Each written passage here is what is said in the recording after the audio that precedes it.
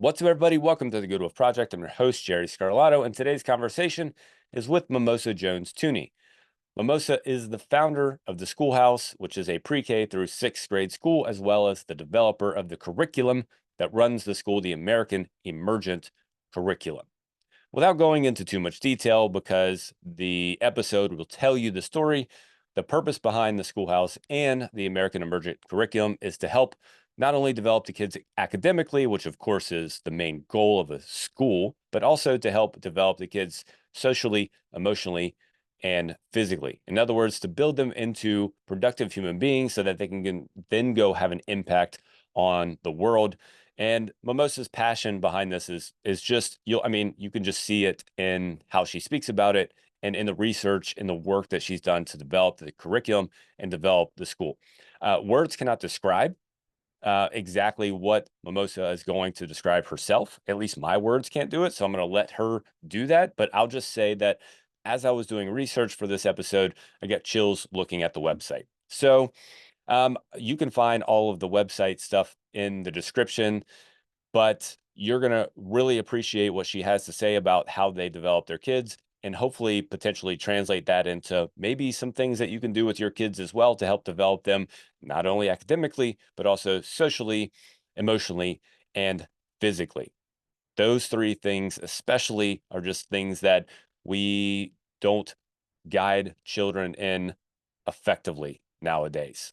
So get your pen and paper out and prepared to take copious notes with this interview with Mimosa Jones Tunney. Mimosa, great to have you on. Apparently, I need to work on my words today. Great to have you on. I am especially excited about this conversation because whenever I asked you first to come on, I was very intrigued by the ideal of the Schoolhouse and kind of how it came to fruition and so on. And then after you accepted and I started doing research and I started looking at things, I became even more excited because you're very deliberate about, it seems like, everything. You call your students learners, you call your teachers educators. Every every important name is capitalized, which I find, it's small things like that which don't seem like very important things to many people. But because I appreciate detail and being an entrepreneur, when you see somebody else who is giving detail to something, you tend to appreciate it. There aren't many organizations that give that much detail to uh, to their work. So first, I'll Mhm. tell you, I appreciate the work that you've done to be purposeful about what you've created. Thank you so much, Jerry. Really, and thank you for that. Thanks for having me on. I genuinely appreciate you noticing that because we are very deliberate. And when you see anything we write, parent, educator, and learner are always capitalized because that creates the triangle of the best environment for the child.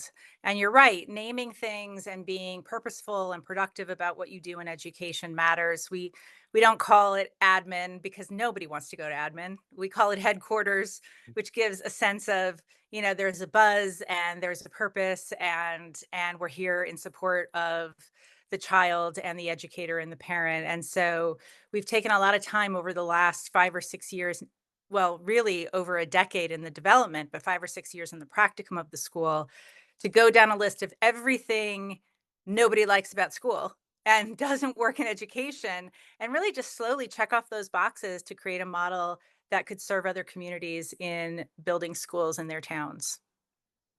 So that's fantastic. And it is, like I said, just through the website itself and the video on the website. I got the chills. And I actually think I started crying a couple of times Oh. watching the video because I was like, oh man, I want to go to school, I am not a school person. So at any rate, the video was fantastic and very heartwarming and eye-opening as well. So it's super cool just to see the kids. I think the one of the biggest things was just like they were so articulate, and I'm like, "What? Who are these? Are these like little tiny adults talking?" And but that was the most phenomenal part. But before I get all gushy and like I'm literally getting chills thinking about it again. That's it's just because I just don't see that often. You see what I'm Yeah. saying? I mean, and Yes. you know because you've been deliberate about it. But when you don't see something, when you don't see purposefulness often enough, it just it just it's astonishing when you see it. So It's one of just the things that is aligned with what you just felt, I would say 2 out of every 3 grown men that come for a tour of the schoolhouse, and we have a glass schoolhouse policy, which means you can come and see the school at any time, read the curriculum at any time, completely transparent. And I love bringing people through the school. 2 out of every 3 men that come in are in tears. mm, And it's mostly because they remember having such a negative experience when they were 7, 8, 10, 12, when they were wanting to move and build and use their minds in a different way, and they were shut down routinely, which made them detest school. And so the feelings that you're having are common when people come into contact with what we're doing here. It really just it hits to the core of something that was maybe very painful for them as a child or just didn't align with what they wanted to do. it it really did. And again, before I continue to just blurt out words at this point, I'm curious to start more toward before the schoolhouse because you're not originally from the education system, as far as I can see. I read your bio on the website, and I don't see education anywhere, which I believe is the reason why this works. Because, as ironic as it sounds, if you are born of the education system, and this isn't a bad or a good thing, it just is what it is. This is with any system. If you're born of the system, generally it's harder for you to see outside of the system. It's harder for you to see potential outside of the system. And that's not to say that there aren't teachers or principals or superintendents that don't think that there are better ways to do things, but they know what they're up against. And again, they've been in the system. So Yes. it's just harder to see outside of that. So I want to go through a couple of transitions before we actually get to the schoolhouse because I'm curious how these transitions happened. So you went from, again, if I'm reading this incorrectly or if it came through incorrectly, you can correct all of it. You went from politics after graduating from American University, I believe, Mhm. and then took a couple of steps, and I'm probably missing those steps, and eventually ended up at Warner Brothers. So tell me Okay. about that transition, because I think, a drastic transition. Yeah, so I couldn't agree with you more. I think even the best people in education today, and I'll say traditional education when I'm speaking today, because that includes public education, but it also includes the private schools that are still stuck, 120 years ago. People in the system, no matter how talented they are, it is still incredibly constricting. If you have a good idea, you have to go through 42 layers to even get that idea heard. And it's almost never implemented. So it's really important that I wasn't in education. I am now a certified educator. And we work here with 36 educators who are the top in the nation. And we've cultivated this school together. But seeing it from 10,000 feet was critical. What was also critical is I'm a born researcher and writer. That has been my entire career. So I don't even read biographies. I go and read the actual papers, letters of the subject, so much so that I often find myself in the Library of Congress handling original letters of Alexander Graham Bell with white gloves, and because I really want to hear what they said and what they meant. So I did. I started off in politics. I started working on the Hill. I then got a job working as the executive speechwriter for the governor of Nevada, and I was the youngest speechwriter in the country doing that job. And I started a few nonprofits after the governor could no longer run and ended up being a screenwriter, working with Aaron Sorkin and Tom Hanks and a bunch of big names in Hollywood. Loved that trajectory because it really honed my storytelling skills, which for a teacher is one of the best skill sets you can have and is a big part of the American Emergent Curriculum and the schoolhouse. And I had a wonderful career. I was actually pregnant with my first son 12 years ago, and I was working on a mini series for Oprah and HBO. And the mini series included a man by the name of Sam McClure, who is, if you don't know him, you should look him up. One of the most prolific publishers in United States history. He and Alexander Graham Bell were tasked with changing education. And so you're reading these original papers from 1913. They're bringing over Dr. Montessori, they're citing Pestalozzi and Piaget. And the exact same problems we have now were occurring in some format then. People were railing against standardized testing. They were feeling like the system, although the factory system was appropriate at the time, was starting to become antediluvian then. And so as I'm reading all of these documents, it struck me at the same time I'm having my son that why hasn't anything changed? And as a researcher, you start going down that rabbit hole. As I was going down that rabbit hole of why hasn't anything changed, what I realized was all the solutions are here. There have been dozens of pedagogical scientists, pedagogy being just the science of how humans learn, more specifically, how children learn. There had been dozens of them that had written hundreds of collective books and research papers about listen, this is what we know. We know children need to move. We know they need to do things. We know they need their preferences to be in apprenticeship environments. We know this is the best way to engage them to read or engage them in math. And yet I wasn't seeing any of that in a contemporary curriculum or in a contemporary school environment. And that's really when this process was born. So, uh, I can see the research kind of person in you, like you said, coming out of American University and then um, going into politics. I mean, that's basically if you're in politics, research has to be a part of your life, I believe. At least if you're going Mhm. to be quality, a quality politician or part of the political system, research has to be part of your world. And that means digging deep into things that most people don't dig deep into. Most people are worried about, like you said, reading biographies and things like that, which is all good. You can certainly learn a good, decent amount. And especially if you're not trying to be, create a new school curriculum, then you can go to a biography and certainly understand Right. a lot of what's going on. But that's pretty phenomenal just as far as your capabilities to go dig in and do that.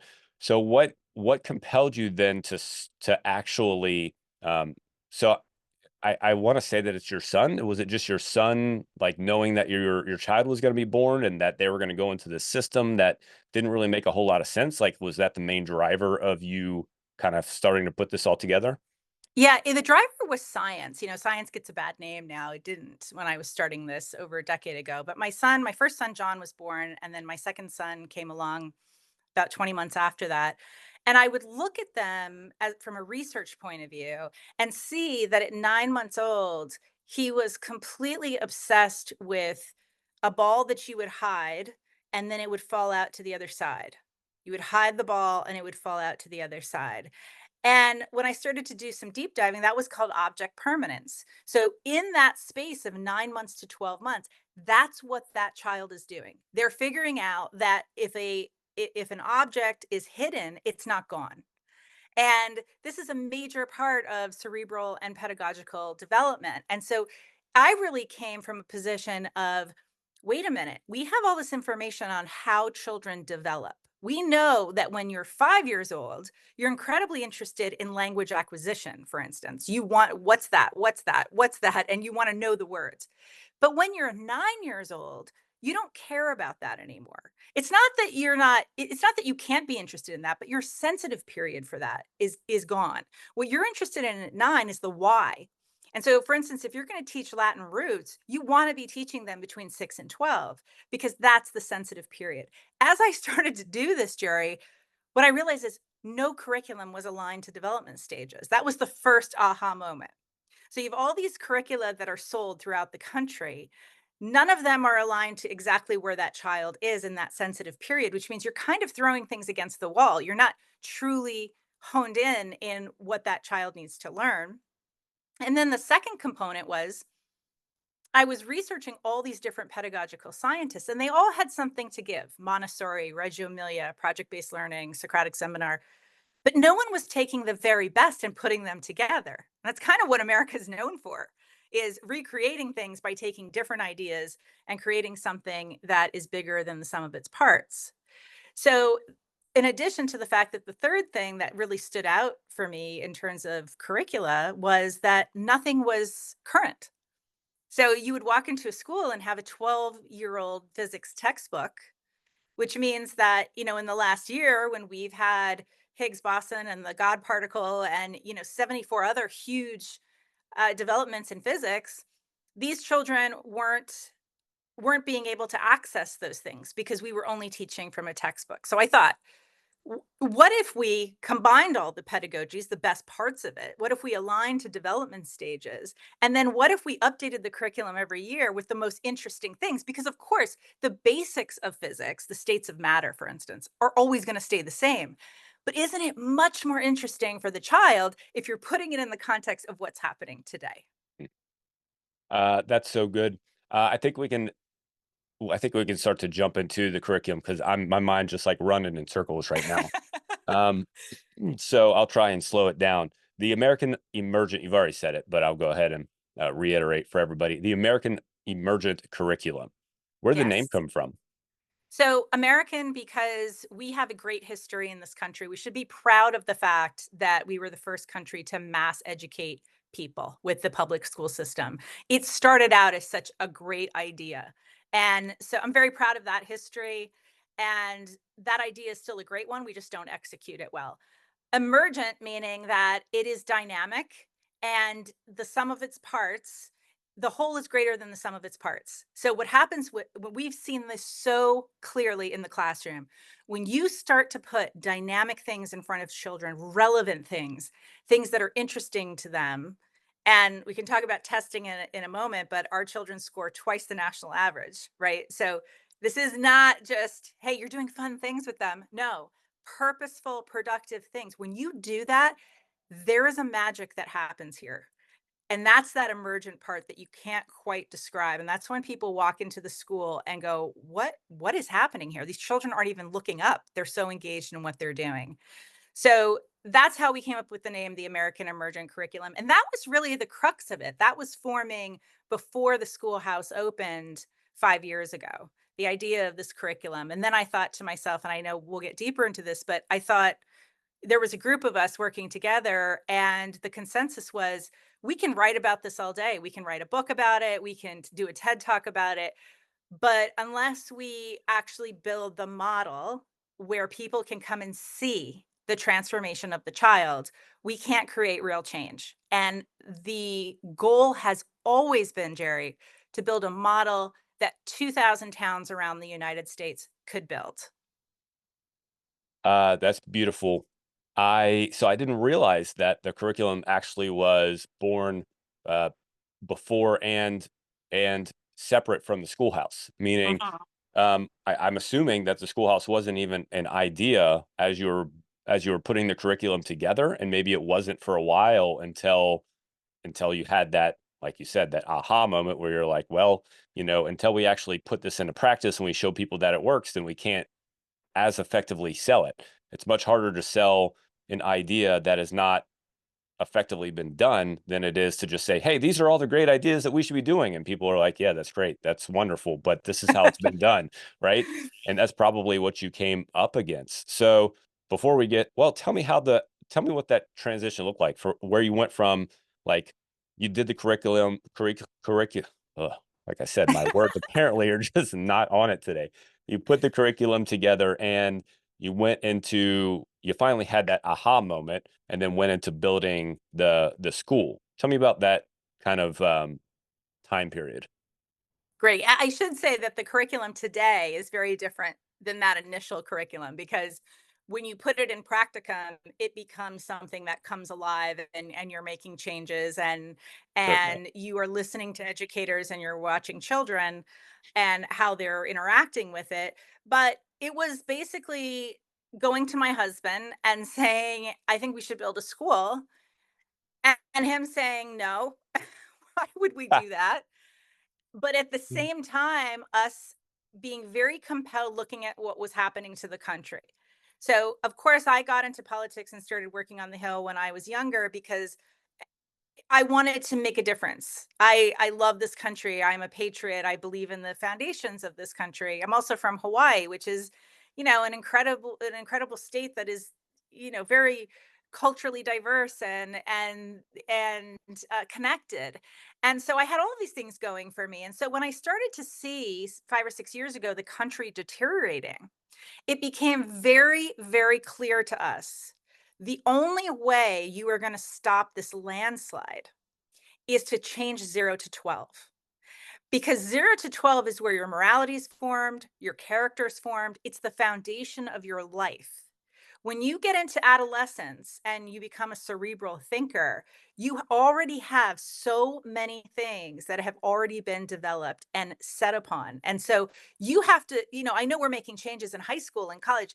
It's too late. You need to be getting these children at 2 and 4 and 8 and 10. And so this was our solution to watching the news. And I said to him when he said a flat out no, I said, do you think we're going to do a worse job than what's out there? Because we had been to dozens of schools at that point as part of our research. And he said, absolutely not. We're for sure going to be better. And that's how the schoolhouse was born, with my husband and I finding an old school building that literally happened the next week. So the universe was at play and it was closing. We negotiated a way to take that over and to completely refurbish it. And it was started with us and 5 educators who had the same issues that I just spoke about and had the same hope for what the American Emergent Curriculum in the schoolhouse could be. So what was the biggest, because again, what you're dealing with is the norm.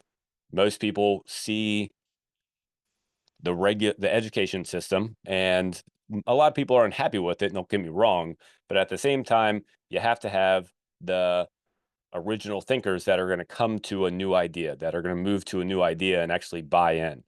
So what was the hardest sell, or what has been the hardest sell for getting people to come along? Or has there not been a hard sell? Have people been like, hey, take my money, I'm ready to transition my kids over to the schoolhouse? Well, we've had a wait list since we opened.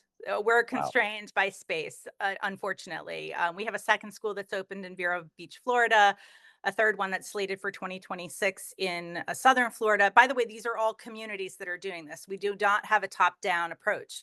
We take somebody, for instance, you're in Cincinnati, a group of parents or educators that are done and want to open the new American school, and we help them do that because I don't know anything about Cincinnati, and you all are the boots on the ground. So that wasn't a problem filling the space, but there are, to your point, so many questions that are rooted in tradition.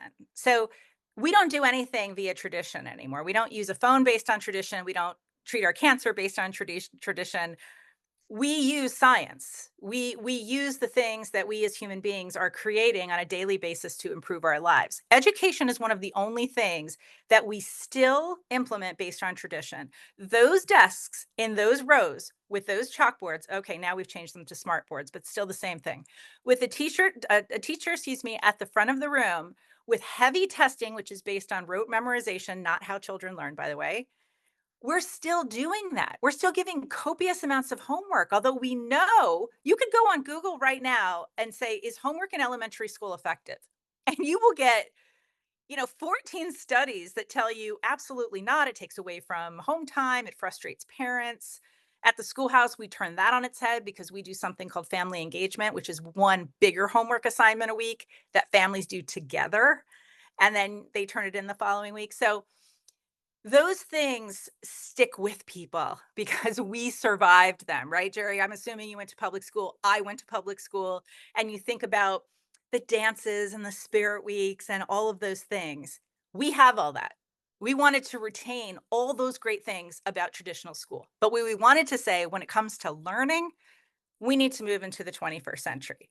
So it's not a battle, but it's an education process with people who come to us. And now, with the fact that we're offering this nationwide, taking our curriculum, people want to know, well, what does my child do in 7th grade? Or where does memorization come in? Or don't you need a strict disciplined program to have children pay attention? All of those things that are sort of rooted in our history, but empirically are not true and are not what's best for kids.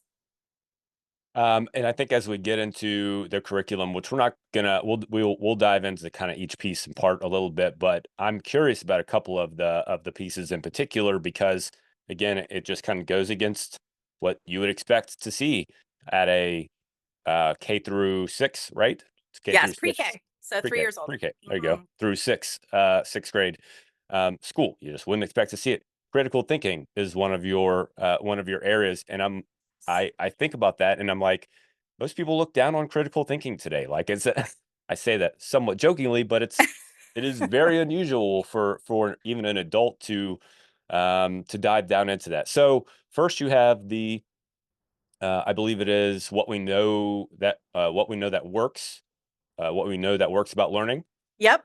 section, which is 4 pieces, and then you have the what we love about the original or the current education system, which is also 4 pieces. So, Yes. what were the? How did you find? What are the? And how did you find the 4 categories for what we know works about learning? Yeah, so this was starting over a decade ago and really looking at all of the pedagogical sciences that were out there. These four rose to the top. The first is project based learning. We know this from Leonardo da Vinci on backward, right? The apprenticeship program. How are you going to learn how to do something actually with your hands, the hands to brain, brain to hand? That's actually how we learn, right? We don't learn on a piece of paper. I often say that if you're going to learn to fix a car, do you want a mechanic showing you how to fix the engine, or do you want to read a textbook about it? And the answer is always the former, right? So first things first was project based learning. We need to give them an actual something to do that reflects what they're learning in the classroom. So if they're learning algebra, how is algebra effective or useful in a project that you're doing? If you were writing a 5 paragraph essay, well, that may manifest itself into you want to get an investor to invest in your business. Each of our kids starts their own companies every January. And so that's a process that I'd love to talk about. The second was Socratic seminar. That was very obvious for us because we saw the state of our country. It used to be you never talked politics, you never talked personal health, and you had plenty of friends that you disagreed with, but you were fine about that. All of a sudden, we've ignited ourselves and we're not able to have conversations with differentiating opinions. So that was really important. The third component was Reggio Emilia that came out of Italy. They have a fantastic program which integrates art into everything they do. So you are most creative in your life from 6 to 12 years old. That is your imaginative stage. And so art has to be a component of that. We actually discovered in our fourth year that it becomes an assessment tool because they start to use art to show in creative ways, for instance, what they learned about the American Revolution. Reggio Emilia is also something that integrates the outside into the inside of the school. So we have fresh flowers on every single desk in the school. Plants, living things. It feels so good when you walk in, right? Beauty is a big part of our environment. And then Dr. Montessori's work, not to be confused with Montessori schools, but Dr. Montessori's original work, her original materials, the way she viewed the child as somebody to be respected, to teach dignity, to teach grace and courtesy. We don't have strange things like raising your hand to use the bathroom. That's a very personal thing. So if you have to use the bathroom, we're going to trust if you're 5 and up that you can go use the bathroom. So those components came together in the pedagogical advancement of learning. We also use programs like Words Their Way, which is an innovative way to teach spelling. There are some sub programs there, but we took the creme de la creme and we put it into a way where everything interconnected. Yeah, one thing that drives me nuts whenever I'm around adults is that whenever a kid's like trying to get their attention or something like that, and they say, "Not right now, adults are speaking." I just want to be like, "What? How, how do you think that makes that child feel that Oh, you're yeah, basically like shoving them aside and telling them you're not as equal as an adult is. You are that's less right. equal than I am." So anyway, that's I saw that and I love that as well. So tell me about this business Oh, yeah. adventure that all the kids go through. So there's three elements of entrepreneurship which are really important in the United States of America. It's what the country is built upon. And that doesn't mean you have to make money off your product. You could choose a service product as well, but we see it as a very central core part of our civics curriculum. One thing to note is that all of these things are interconnected. So it's not like we have a separate literacy, a separate math, a separate civics. These are all taught together. This is why it took about a decade to finalize the curriculum. It's very intricate. And so Part of the civics is understanding how business works. The first part of it is they operate a farm stand. So it's seed to sale. So we have a garden out back. They monitor that garden. They work with an organic farmer. He comes out. We have a schedule of what we grow and what we harvest. We have 15 hens, so we sell those eggs as well. In the winter months, we have a Food on Mars program. So that is a room that grows all the fresh vegetables you would need to quote unquote live on Mars, but only using artificial light and mineralized water. Our older students actually code that room for humidity and minerals and that type of thing. So they're learning, you can see now the interconnectedness of what's happening. And then from September until December, and then again, April through September, they run this farm stand. So they run it for 2 hours on Thursdays. They make about $1,200 in 2 hours. So it's really Wow, impressive. that's incredible. And and you have as young as 3 and 4 years old out there, and they're learning to count. They're learning to use money. They're learning to upsell. They're really great at upselling, by the way. Don't you need extra tomatoes with your eggs? Yeah. They're so enthusiastic. But I could sit here with you and probably take the remainder of the hour just sharing the number of skills that they learned from that.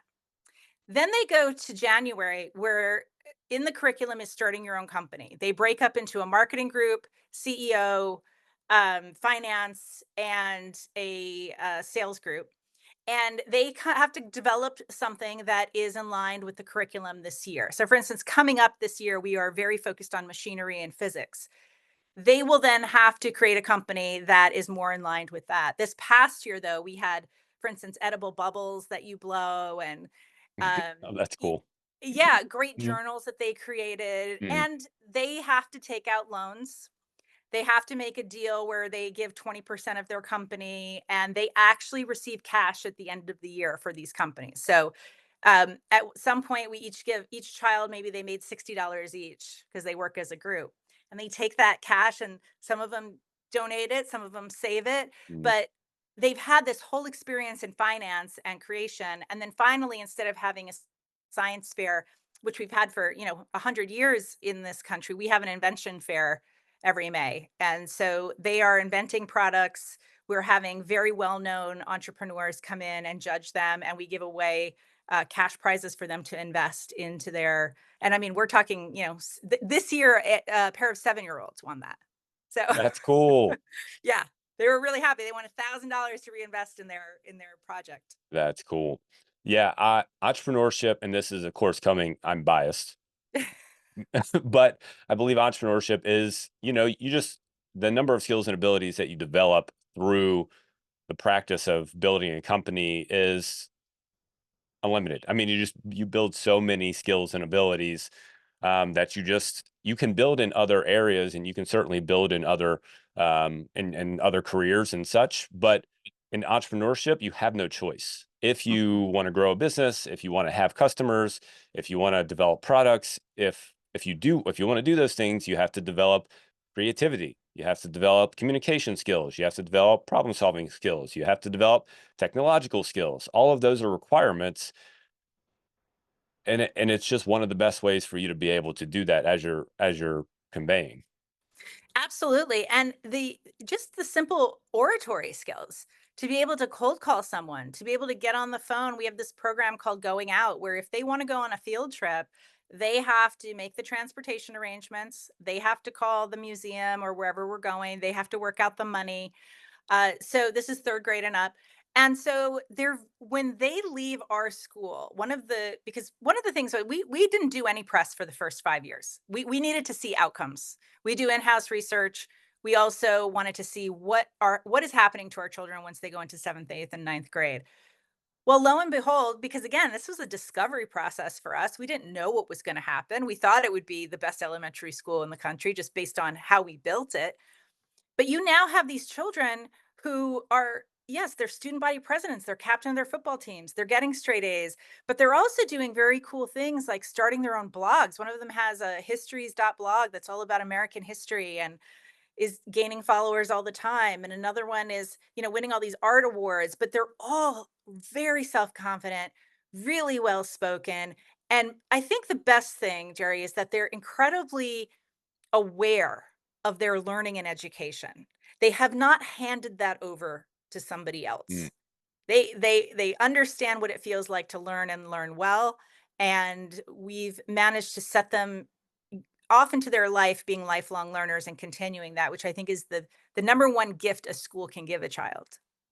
I would second that as well. Being somebody again who was not a fan of reading books, I probably read a book from beginning to end during school, uh, maybe once, and it was usually Cliff Notes, Yeah. and then some, that kind of thing.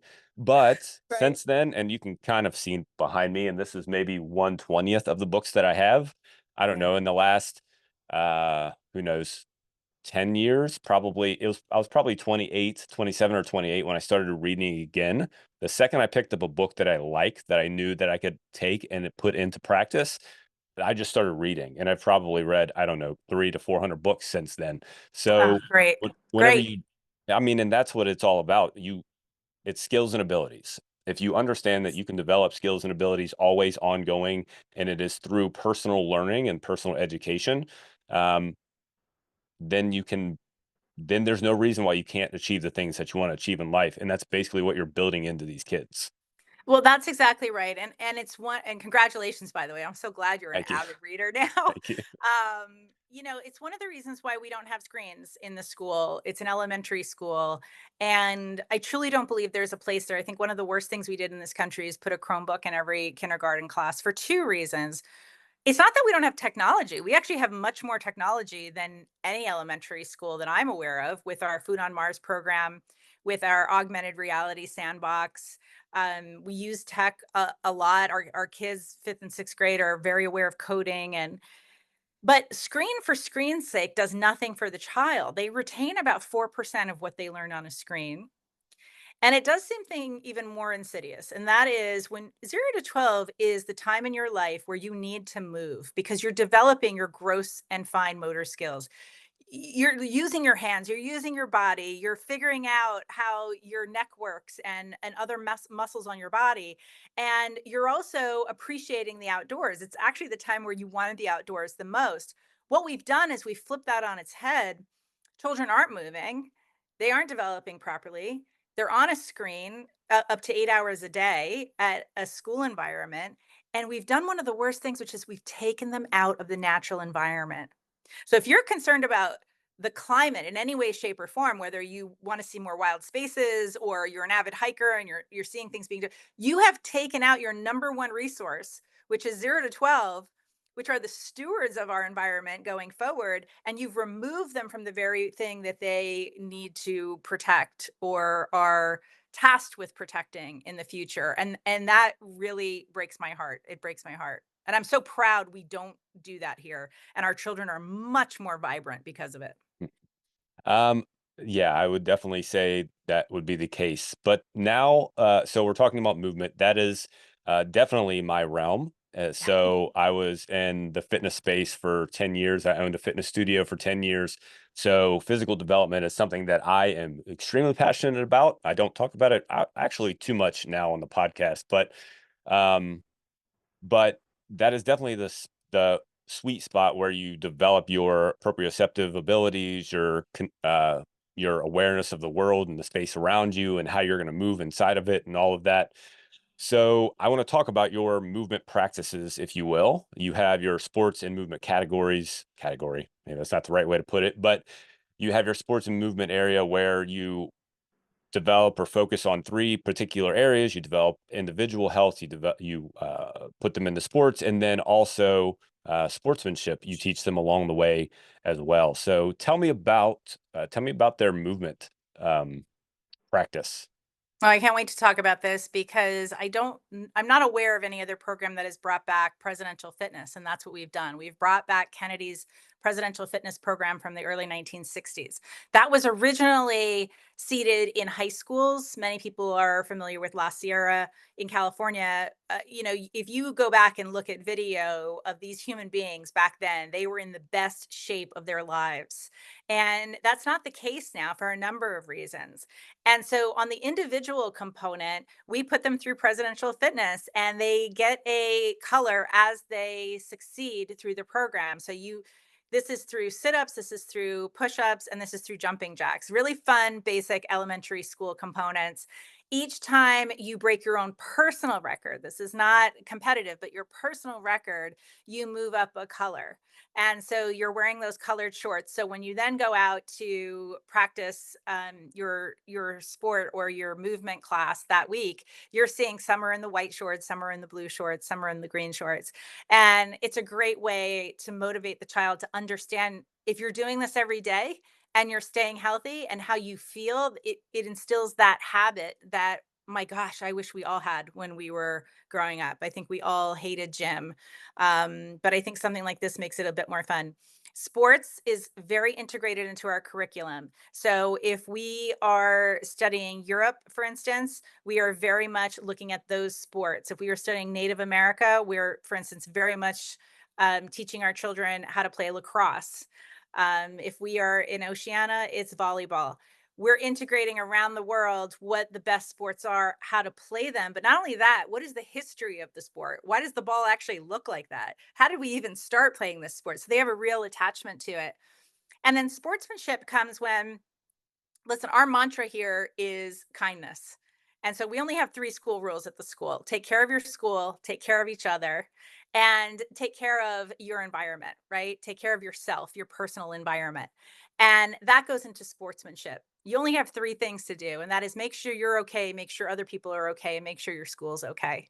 But there is one additional component, and that's mindfulness every day. So the last 10 minutes of school, they spend in a mindfulness practice that looks very different for 3 years old than it does for 11 years old. But before we send them out, and we always like to say, we want to return your children to you better than you gave them to us in the morning. They are calm and centered and ready to begin the second half of their day. Mm, a mindfulness practice. That's another wonderful thing. I got the chills again. That's so incredible because so many people would benefit from that transition time, right? From Yes. at the end of the day to moving on to the next thing. I think we take that totally for granted. And that's why a lot of people, a lot of parents, for instance, they get home from work and they're upset because something happened at work and then they blow up on the kid and so on and so forth. But understanding that transition time and being able to effectively transition into the next part of your day, so many people could benefit from that. So that's fantastic. What are your general practices for those? You said it's different for the younger crowd than it is for the older crowd. What are the differences in those two? Yeah, so that's a great question, and I'm glad you appreciate that because mindfulness should be part of all of our lives, right?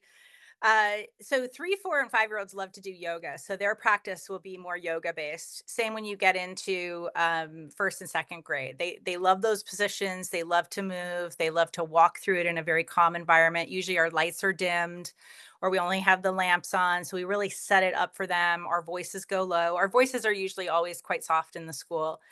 If you get up to when you get up to fourth, fifth, and sixth grade, that practice is more about reflection. So, breathing through your reflection, what was a highlight for you today? Close your eyes. What did you visualize you really accomplishing today?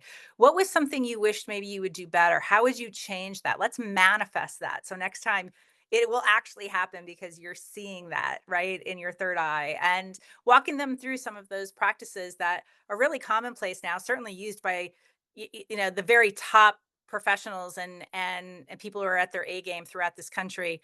And again, it's about creating good habits for these kids. They love it. They then leave the school feeling, this is why we get calls on snow days to come into school. I'm not kidding.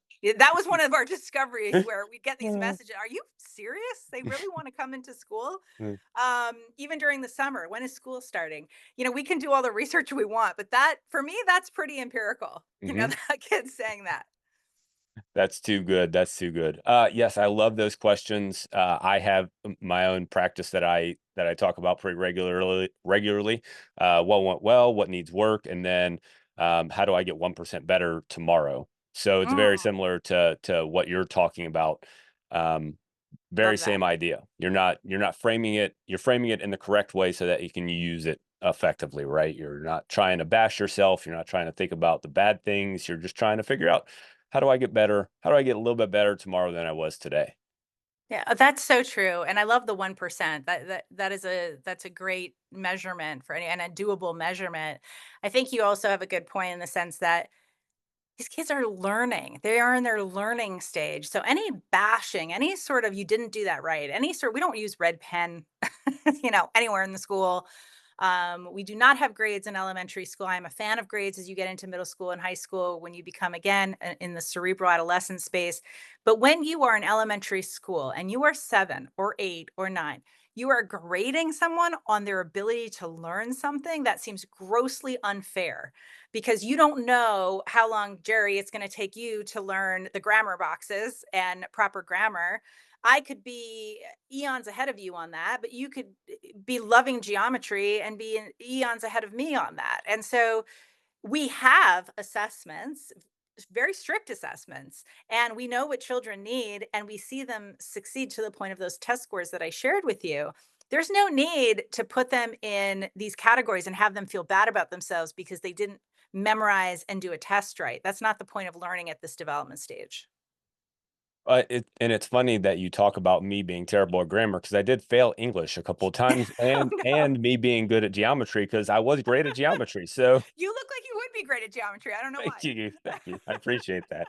I'm glad I wear it well. No, but Yeah, me too. wow. So we could sit here, I think, and talk forever, but I think this is a perfect place to hit the pause button and maybe potentially jump back in down the road and dive a little deeper. But nonetheless, Mimosa, I appreciate you so much. This was a great conversation and a great overview of what you guys have going on. Like I said, I cannot I cannot, you know, tell you how much I appreciate the purposefulness of which that you've developed this. Well, thank you so much for having me on. Everything I talked about today, started as a model school, but this year, this month, it is going nationwide. So the schoolhouse.org is where you can see the school, of course, what we built, but TSH Anywhere.org, the Schoolhouse Anywhere, is where you can find the curriculum, your brand box, how to build a school or just homeschool with this curriculum.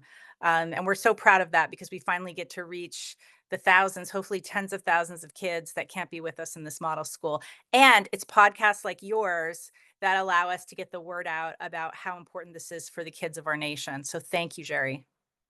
You're very welcome. I appreciate you jumping on, and I will be blasting this podcast episode to the end of the earth for sure. Thank you so much. It's been my pleasure.